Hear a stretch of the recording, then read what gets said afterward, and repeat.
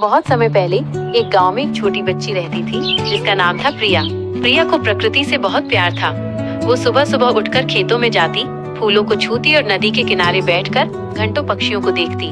लेकिन गांव के लोग प्रकृति की कीमत नहीं समझते थे। वे जंगल काट रहे थे और नदियों को गंदा कर रहे थे। एक दिन गाँव में बहुत बड़ी मुसीबत आ गई। बारिश होना बंद हो गई और खेतों में फसलें सूखने लगी।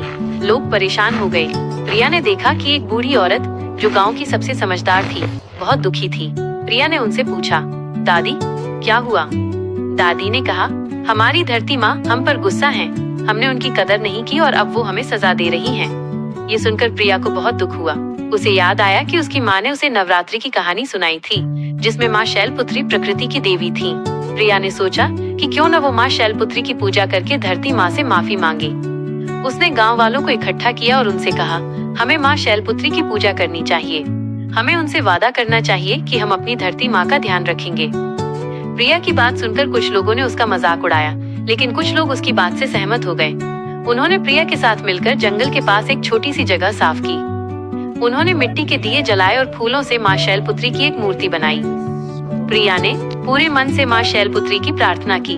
उसने कहा, हे माँ शैलपुत्री, हम अपनी गलती मानते हैं। हमने आपकी बनाई इस प्रकृति का ध्यान नहीं रखा। हमें माफ कर दीजिए और हमारे खेतों को फिर से हरा भरा कर दीजिए। प्रिया की प्रार्थना इतनी सच्ची थी कि कुछ ही देर बाद आसमान में काले बादल छाने लगे। गांव वालों को अपनी आंखों पर विश्वास नहीं हो रहा था और फिर तेज हवाओं के साथ बारिश शुरू हो गई। बारिश के बाद गांव का हर कोना खिल उठा।